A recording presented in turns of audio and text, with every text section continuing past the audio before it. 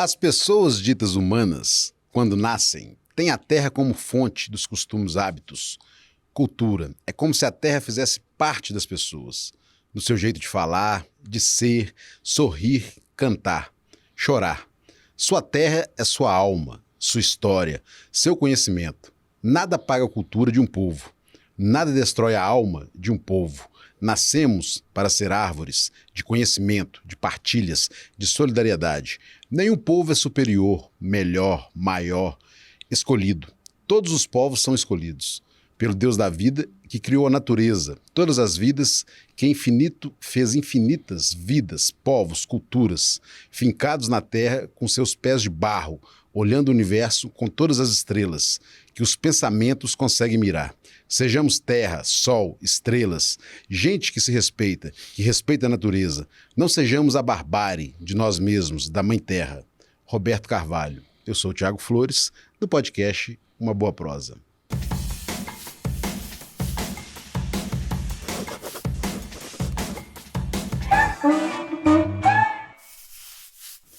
Meu convidado hoje é Heleno Maia. Heleno natural de Joatuba, casado com a Aline Maia, pai do Gabriel, da Helena, formado em Direito, Administração, Ciências Biológicas, especialista em Gestão de Crise, Gestão Ambiental, Biologia Marinha, Comportamento de Animais Silvestres, Gestão Hídrica, Licenciamento Ambiental, Gestão em Saneamento Básico, Fiscalização de Barragens e Defesa Civil. Atualmente é presidente do Comitê da Bacia Hidrográfica do Rio Paraopeba. Seja muito bem-vindo, Heleno.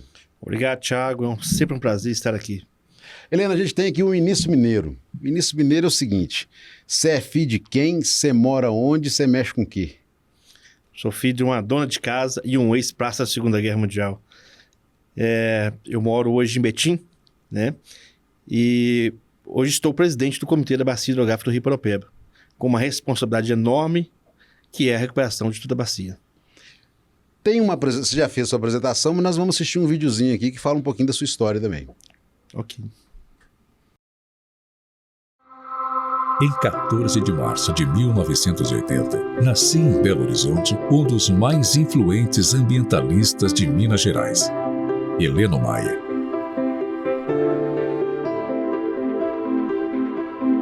Filho de família pioneira e tradicional de Joatuba, Heleno Maia, logo que nasceu, foi trazido para a cidade onde trilharia um caminho de sucesso e de identificação com moradores locais. Iniciou seus estudos primários na Escola Estadual Joaquim Correia, escola que até hoje dedica um carinho e respeito pelo ex-aluno. Aos 12 anos, Heleno iniciou na carreira de jogador de futebol, mas encerrou sua vida de boleiro cedo após a morte do pai e para se dedicar aos estudos. Em 2013, Heleno foi recebido pelo então presidente do Supremo Tribunal Federal, ministro Joaquim Barbosa, para falar sobre medidas de proteção ao meio ambiente. No mesmo ano, durante a Jornada Mundial da Juventude, Heleno foi recebido pelo Papa Francisco, onde falou sobre a importância do meio ambiente e proteção dos animais. Trajetória bonita, hein, Heleno? Obrigado. Heleno, o que é o Comitê da Bacia Hidrográfica do Rio Paraopeba?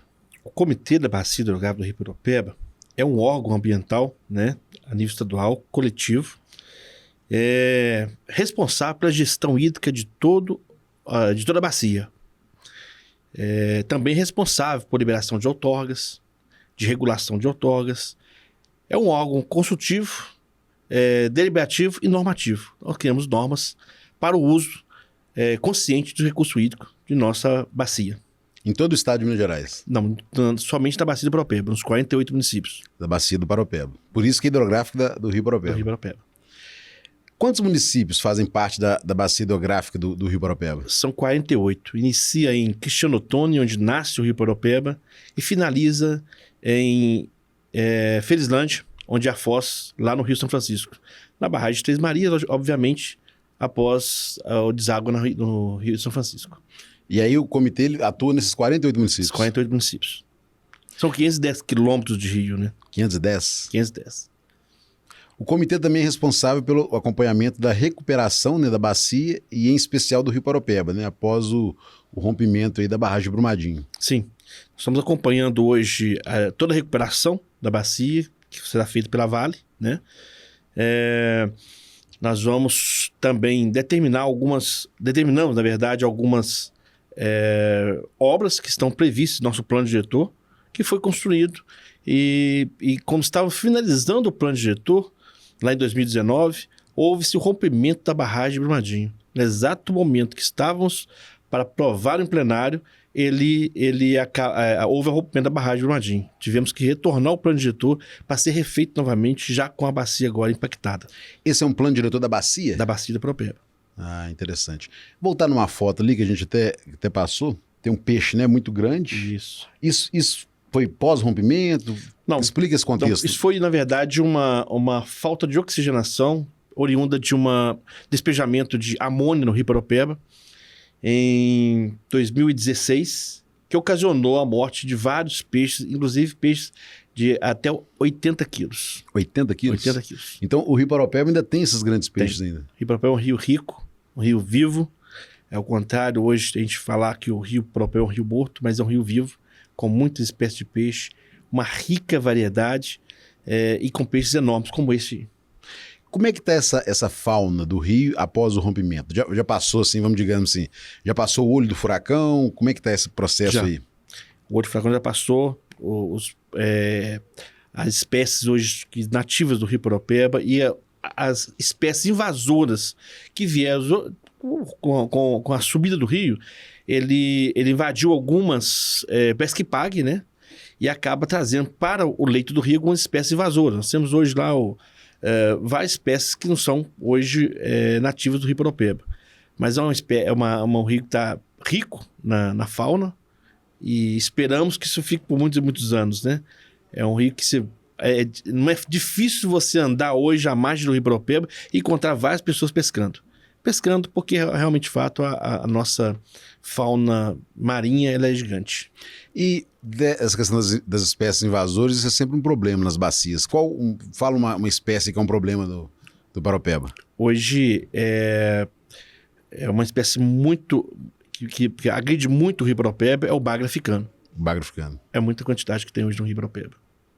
E ele vai alimentando, né, das outras espécies, e ele é muito predador, né? Predador. E resistente. É um peixe que anda por fora da água distâncias longas.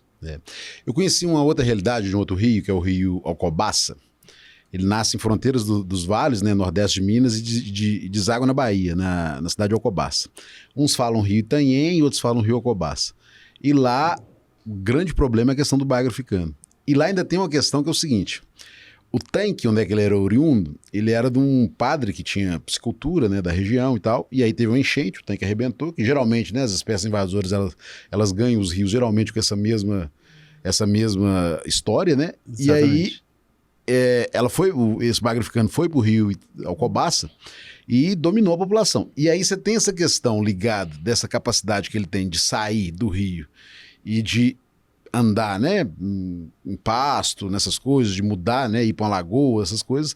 Você ainda tem um problema com a população ainda. Aí você tem a questão ligada ao padre, fala que ele é um rio, fala que ele é um peixe amaldiçoado. Que ele é um peixe amaldiçoado e nem a população não alimenta dele. Que é aí que faz com que o problema ainda fica maior ainda. Maior. É um peixe que o pessoal fala, eu não como peixe, mas o pessoal fala que é um peixe que tem uma carne muito ruim. Né, parece ter um gosto de barro, então, enfim, realmente não é um peixe de consumo humano. Então é isso, né, somado a isso, né, somada a essa questão, né, dessa capacidade que ele tem de adaptação, né, das mais diversas adversidades, né, vai fazendo com que ele cada vez seja proliferando. Cada vez mais. Ô, Helena, e qual o papel, né, do comitê perante o acordo, né, firmado entre o Estado de Minas Gerais, instituições de justiça e a mineradora Vale? Apesar do Comitê do Paropeba ser um órgão do Estado, né, um órgão de Estado, um órgão público, nós tivemos muita dificuldade no acordo. Nós não participamos do acordo, na verdade. Não era do meu mandato, era do mandato do presidente anterior, mas não teve a participação efetiva do comitê. Quando assumi o comitê do Paropeba, eu procurei esses atores principais para que nós pudéssemos ser integrados, né, a esse acordo e acompanhar de perto o que estava sendo feito.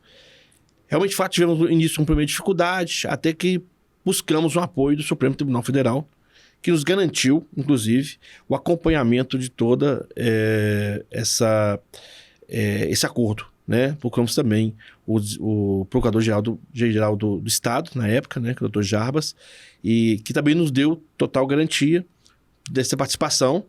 E hoje a gente acompanha de perto tudo que está sendo feito. Todos os detalhes conseguimos acompanhar de perto, conseguimos indicar obras, hoje temos contato diretamente com a Vale, a gente consegue solicitar uma medida de emergencial da Vale também. Assim, hoje a participação do comitê podemos dizer que é praticamente 100%. Você tem alguma obra assim que você pode falar assim, Thiago, isso aqui tá para acontecer ou está acontecendo, isso é uma coisa legal que faz parte dessa questão desse acordo e que vai ter um resultado legal, bacana? É o desassoreamento do Rio Paropeba. É a dragagem de todo o rejeito que hoje ainda se encontra no fundo do Rio Paropeba. Isso já iniciou? Vai iniciar? Está iniciando agora. Já iniciou, inclusive, uma parte em Brumadinho e acreditamos aí que tão logo finalize todo o Rio Paropeba. Isso é importante. Você falou do comitê, né, da bacia do hidrográfica do Paropeba. Como acontece essa formação do conselho? De quanto tempo é o mandato? Explica isso pra gente. É um mandato de 4 anos, né, da diretoria. Obviamente, ela é de 2 em 2 anos. O comitê é eleição. São eleitos membros da sociedade civil, dos usuários, né, são 3 segmentos, usuários, e também do poder público, né? Para quem não sabe o que é o usuário, são as empresas que fazem o uso do recurso hídrico de toda a bacia. Essas eleições acontecem de 4 em 4 anos, é organizada pelo Estado, né, pelo governo de Estado. E após essa eleição dos membros, dos conselheiros, é realizada a eleição para escolha, entre os conselheiros para a escolha do seu presidente, do seu vice-presidente e do seu secretário. Né? E isso acontece de 2 em 2 anos. E você representa qual segmento dentro do comitê? Sociedade civil. Sociedade civil. E você já participava antes de ser presidente? Ou... Já participava antes. Quanto tempo de conselho? Hoje, 16 anos. 16 anos. Já tem uma bagagem boa. E a primeira vez presidente? A primeira vez presidente. Tem quanto tempo de mandato? Finalizando agora em setembro. Setembro? E tem reeleição? Pode ser reeleição. Pode ter uma reeleição. Bacana. Heleno, você também integrou a força-tarefa, né, do Estado nos rompimentos das barragens de Mariana e Brumadinho, né? Conta um pouco dessa experiência, que é uma experiência nova até para o Estado de Minas Gerais, que, né, até então, antes de Mariana e Brumadinho, nunca tinha passado por esses grandes rompimentos, né? Exatamente. Mariana foi a situação mais difícil para a gente, né? Porque quando chegamos em Mariana, a gente nunca tinha vivenciado aquilo. Quando vocês teve a notícia de que houve um rompimento de barragem, achávamos que seria um rompimento de barragem simples, uma coisa, né, seria uma coisa tão de tal magnitude que foi. Mas quando chegávamos em Mariana, que fomos ver aquela dimensão toda, até nós mesmos que integramos a Força Tarefa, a gente ficou um pouco em choque naquele momento. Porque era algo assim, a gente pensava, por onde começar?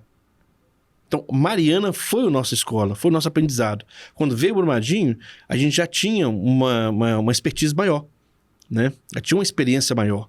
Então, Brumadinho foi muito mais fácil trabalhar do que Mariana. Embora Brumadinho foi onde teve o maior número de vítimas, que foram 272 vítimas, né? Isso nos trouxe uma certa apreensão. Por quê? Porque Brumadinho, além de ter rompido a barragem de rejeito, ainda tinha uma barragem de água logo acima que estava prestes a romper. Então a gente trabalhava embaixo da barragem com muito medo e muitas das vezes a sirene soou lá em Brumadinho. Logicamente, ela tocou no momento que não corria o risco, na verdade. Foi um alarme falso. Mas aquele tempo todo a gente trabalhava com aquela apreensão toda. De um medo de romper lá uma barragem de água, que seria muito mais pior, né? Que viria lavando tudo, na verdade, e trazendo um sério risco da equipe de resgate lá embaixo. Você chegou em Mariana quanto tempo depois do rompimento? Mariana, cheguei 25 minutos após o rompimento. E Brumadinho? Brumadinho foi mesmo. Brumadinho a gente soube... na verdade, eu estava próximo, estava em Joatuba. Quando houve quando se teve o relato do rompimento de Brumadinho, a gente já estávamos a caminho e chegamos lá com um prazo aí de uns 15 a 16 minutos, mais ou menos, do rompimento. conseguiu chegar. O que foi assim, esse impacto inicial, assim, de... Você já tinha experiência de Mariana, mas Brumadinho, né? Porque aí já era um terreno mais familiar, né? Porque Sim. era bacia hidrográfica do Paropebas, você já tinha um Conhecimento, acompanhamento, um conhecimento geográfico da região, né? Exatamente. Uma semana antes eu tinha visitado essa barragem, na verdade. Eu estava em cima da barragem uma semana antes. Eu almocei naquele refeitório uma semana antes. A gente fala até arrepia, porque realmente, de fato, é algo que poderia ter acontecido naquele momento que eu estava lá, né? Mas, na verdade, a gente tinha uma secretária de saúde de Joatuba, que era de Brumadinho, e ela ligou num momento lá, falou, olha, que o irmão dela trabalha na Vale, falou, olha, acabou de romper a barragem da Vale, aí em Brumadinho. E ela, desesperada, ela ligou pra mim na hora, olha, rompeu a barragem aqui, aquela coisa toda, e desligou o telefone. E a gente ficou sem saber, eu olhava na televisão, nada aparecia na televisão. Aí a gente olha na internet, nada mostrava na internet. Liguei pro comandante da PM Ambiental de Betim, não tô sabendo de nada. Ó, Vida Azul, vamos lá. Pegamos o carro, saímos com a sirene aberta, obviamente, para chegar mais rápido no local. E quando chegou no meio do caminho, a gente confirmamos a notícia. Que realmente, de fato, havia sido rompido a barragem de Brumadinho e, por ser no horário de almoço, e sabíamos que o centro administrativo e também o refeitório estava a jusante da barragem, então saberíamos que as mortes seriam inevitáveis, teriam muita morte, realmente, de fato. E naquele momento, quando dei a notícia pro governador, que recentemente tinha chegado ao poder, né, ao governo do estado, eu disse para ele o seguinte, olha, eu acho que foi muitas mortes, acho que ultrapassou as 500 pessoas, né? Não podemos dizer que foi melhor, mas foram 272 vítimas, né? Mas não foram as 500. Então foi um impacto, assim, digamos que grandioso, né? Por causa das 272 vidas que se perderam, que foram ceifadas ali, 270 pessoas e 2 nascituros, né? E aquele cálculo que eu tinha feito no início não se concretizou, foi graças a Deus. Uhum. Você é fundador do Instituto Heleno Maia, né, de proteção à biodiversidade. Como é o trabalho do Instituto? Então, o Instituto nasceu lá em 2008, né? Logo, sou um amante dos animais, né? Amante da natureza e naquela época, quando eu fundei, era um momento assim para pegar alguns animais, tratar animais silvestres, animais de rua, enfim, né? Só que as coisas tomou um rumo muito maior, né? Muito maior, acabou que a minha intenção era nos 10, 15 animais só, hoje eu tenho 280 animais, né? Todos eles vítimas de um desastre, todos eles vítimas de maus tratos, que estão comigo lá hoje, todos eles têm um passado negro, né? Então, hoje a gente utiliza o Instituto para dar vida a esses animais, né, dar o socorro imediato, e aqueles que podem ser soltos na natureza novamente, voltam para a natureza, né, para seguir o curso da sua vida natural. Tem um videozinho aqui, vamos assistir. Você já conhece o Instituto Heleno Maia? O Instituto Heleno Maia é uma organização sem fins lucrativos, que visa o resgate e bem-estar dos animais, vítimas de desastres e maus-tratos. Hoje a unidade abriga mais de 200 animais, sua grande maioria, vítimas da barragem de Brumadinho. O Instituto Heleno Maia nasceu em Joatuba e hoje está localizado em uma fazenda de 100 hectares na cidade de Esmeraldas, às margens do majestoso rio Paraupeba. Presente em vários desastres ambientais, como incêndio no Pantanal e no rompimento das barragens de Mariana e Brumadinho, o Instituto Heleno Maia adotou esses animais para os aliviar do sofrimento e proporcionar muito amor e carinho. O amor e o carinho pelos animais, aqui é algo que se passa de geração para geração, desde cedo todos aprendem a respeitar e amar os animais. Vale a pena conhecer.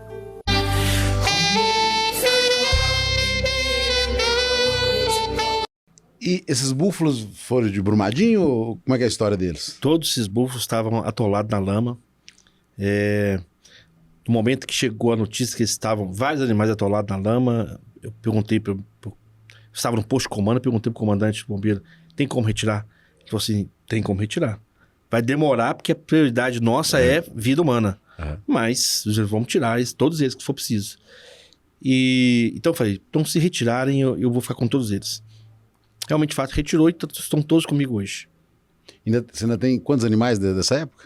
Dessa época, 200 animais. E chegou a ter quantos, assim, no auge, assim, quando começou a retirar? Auge, chegou aos 320, 330 animais, mais ou menos. Aham.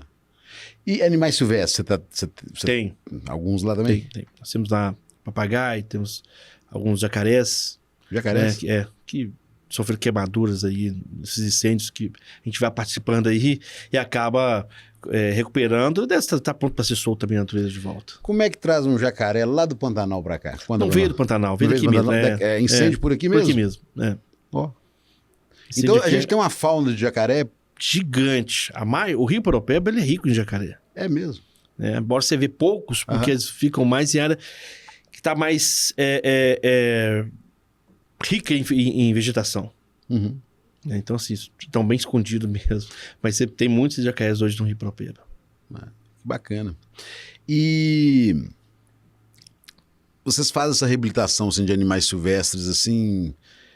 Qual animal, assim, vou colocar assim, mais exótico que você já recebeu, assim? Lobo-guará. O lobo-guará? Lobo-guará.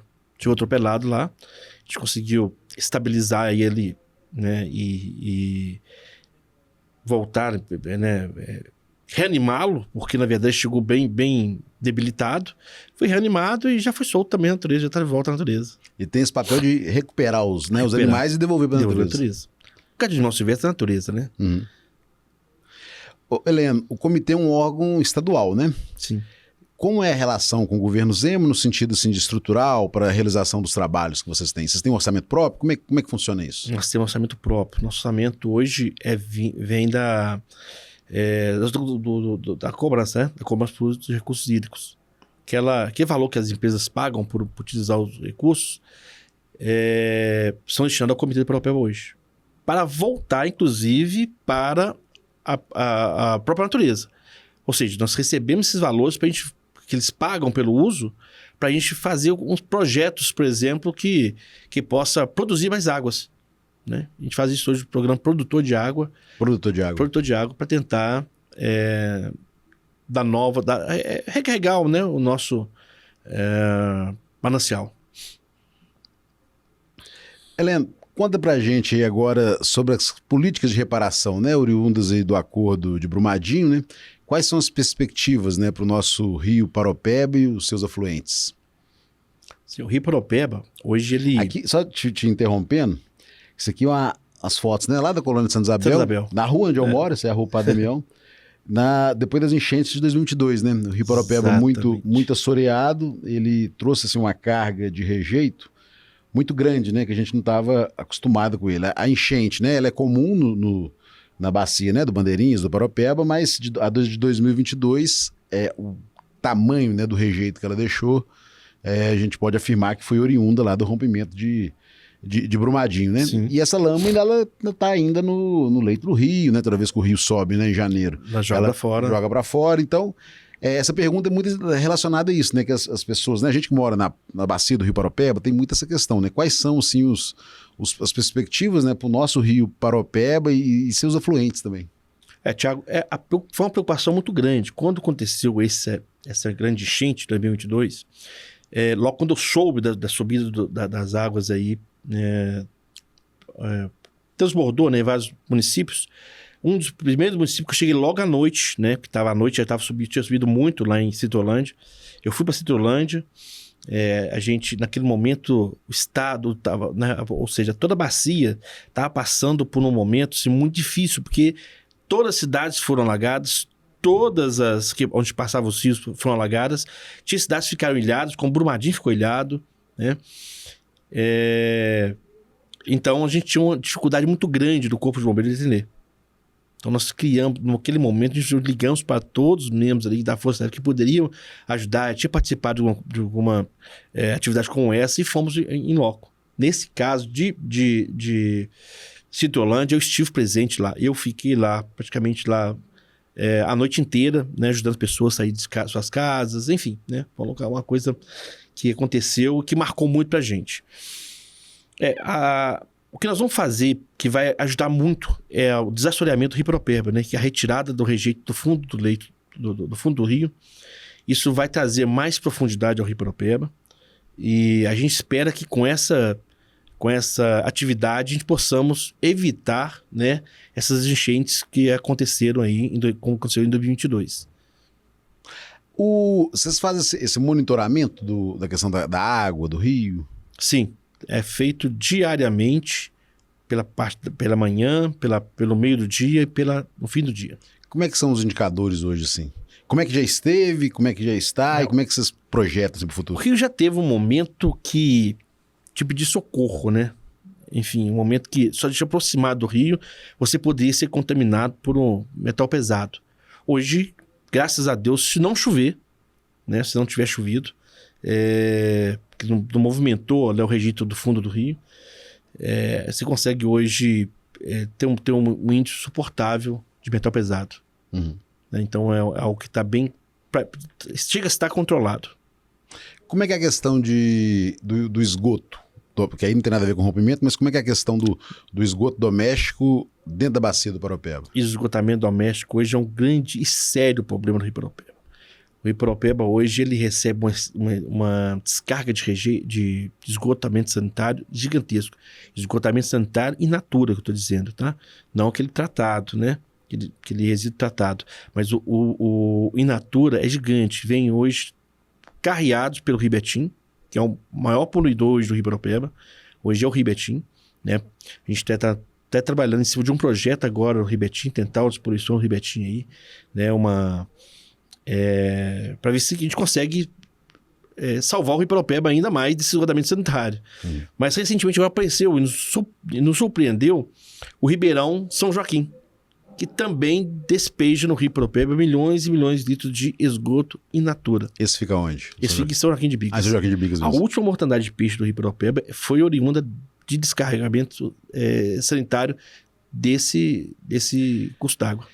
Ô Heleno, me explica uma coisa que desde criança, até meu pai falava muito disso tudo, as primeiras chuvas, aquelas chuvas mais pesadas, geralmente em setembro, em outubro, elas, né, passam, né, nesses afluentes do Paropeba, né, tipo o Rio Betim, esse São Joaquim, igual você está falando, e parece que ela sai carregando ali tudo que está no leito e no fundo ali daqueles metais pesados, aqueles gases, né, tudo que está ali no fundo ali e leva o Paropeba. Isso tem a ver com a mortandade de peixes? Explica se esse conhecimento popular que a gente observa, isso cientificamente se tem relação, como é que é isso? Sim, tem toda essa relação. Porque movimenta o fundo do rio, e movimentando o fundo do rio, eleva, né, o grau de contaminação, aí chegando a desoxigenar as águas. Isso causa a mortandade dos peixes do Rio Paropeba ou qualquer outro curso d'água, né, na verdade. Se você observar, Thiago, se você for na foz hoje do Rio Betim com o Rio Paropeba, você vai ver que caminham-se lentamente duas cores de água. De um lado, uma água cinzenta, que é a água do Rio Betim, e do outro lado, uma água barrenta, que é a água natural do Rio Paropeba.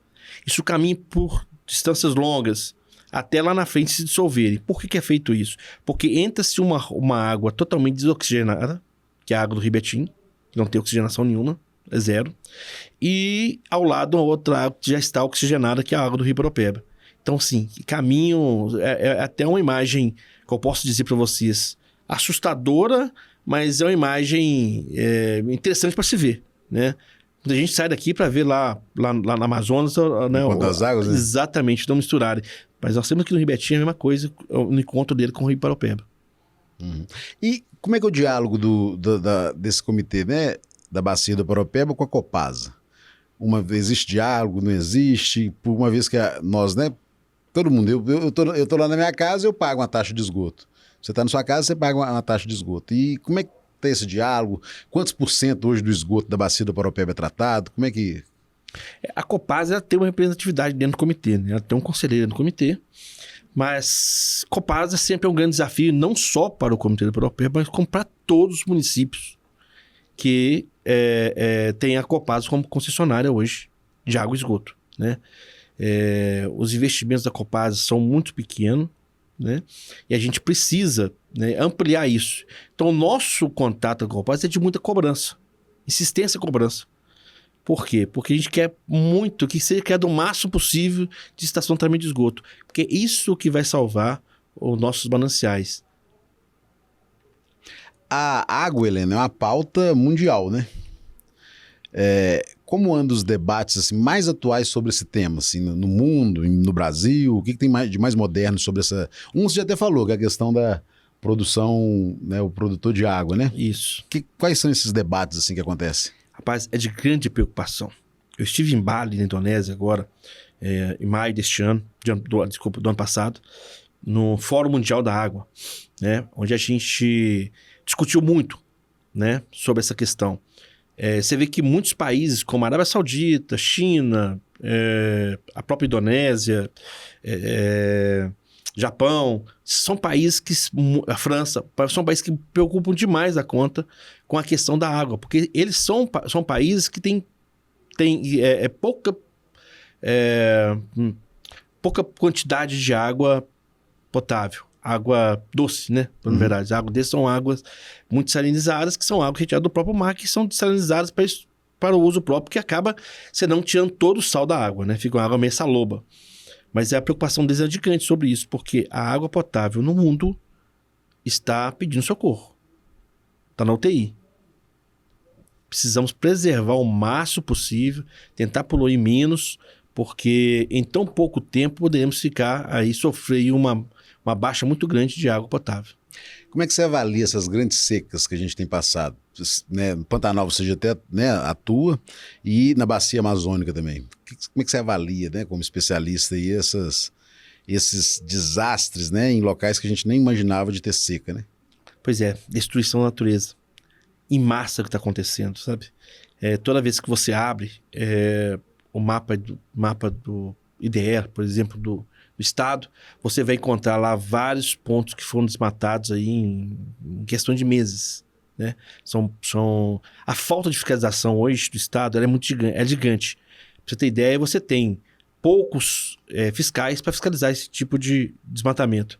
E acaba acontecendo, porque grandes fazendeiros acabam comprando fazendas enormes aí e acabam desmatando, e isso traz um prejuízo à natureza muito grande, significativo. A natureza está mostrando para a gente que precisamos repensar o modo de viver. Ou repensamos, ou a espécie humana pode deixar de existir em tão pouco tempo.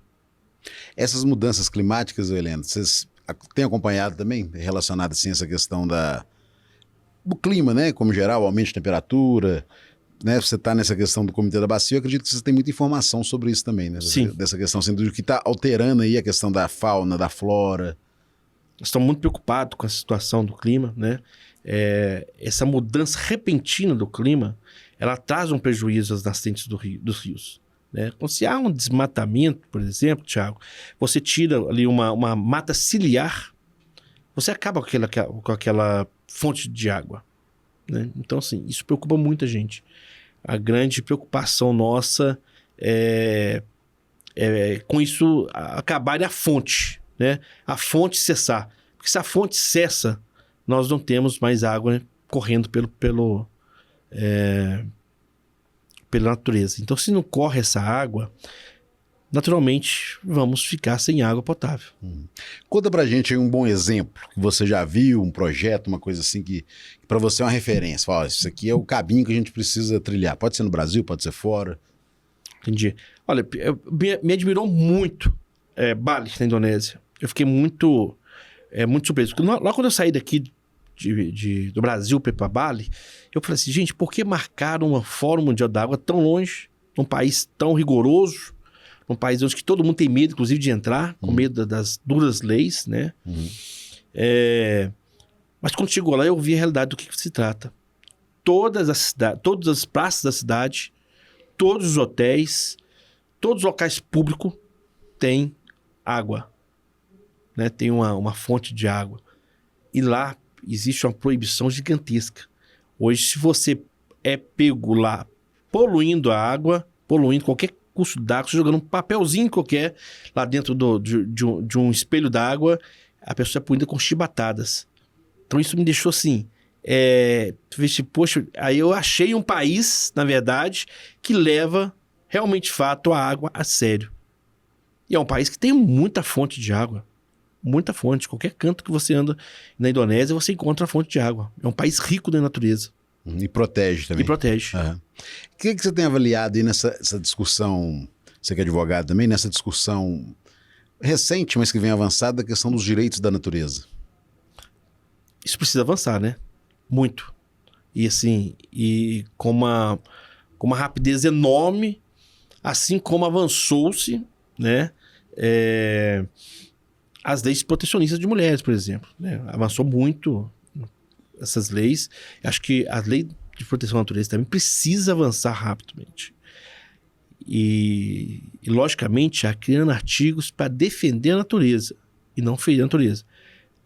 Recebemos com muita preocupação aí uma lei que tramitou no Congresso, está tramitando no Congresso Nacional, inclusive, que é uma lei que se transforma um licenciamento ambiental único e flexibilizado. Isso é preocupante. É muito preocupante, porque acaba flexibilizando demais da conta e a natureza sendo agredida covardemente e nos trazendo um prejuízo futuro. Já chegando no final dessa boa prosa, depois a gente tem que marcar um outro para a gente falar só de animal silvestre, falar do Instituto Heleno Maia, né? Esse é um cartão de visitas. Eu queria que você deixasse uma mensagem para todo mundo que está nos assistindo. Claro. A mensagem que eu deixo para todos é que preservemos mais a natureza, preservemos mais as nossas fontes ricas, que é a fonte da água. Sem água não há vida, né? E amem os animais, amem a natureza como a si mesmo, né? E no momento que nós passamos por muitas guerras no mundo, eu peço que também ame ao próximo, assim como Deus nos amou, né, Tiago? E também que rezem um pelos outros, aproveitando e pedir a todos que estão aqui nos assistindo que rezem por mim também. Isso. Oração nunca é demais, Nunca né? é demais. Assim Heleno, já dizia o Papa Francisco, né? Assim já dizia o Papa Francisco. Heleno, muito obrigado pela sua participação aqui, sua disponibilidade de bater essa boa prosa com a gente. Muito obrigado, eu que agradeço. E sempre que precisar, estarei aqui presente, tá? E peço, vamos fazer visita a mim lá. Vamos fazer uma visita no Instituto Heleno Maia. Vocês vão adorar, vão gostar, vão gostar do que vão ver lá. Tem redes sociais, o Instituto Heleno Maia? Tem. Instagram? Instagram. Heleno Maia. Arroba Instituto Heleno Maia. Arroba Instituto Heleno Maia. Isso. E o comitê? Arroba cbh.paropeba. cbh.paropeba. Arroba cbh.paropeba. Segue lá, que aí vai ver os dois trabalhos. Os dois trabalhos, com certeza. Obrigado, Heleno. E obrigado a todo mundo que assiste o nosso podcast Uma Boa Prosa. Até o nosso próximo programa. Tchau, tchau.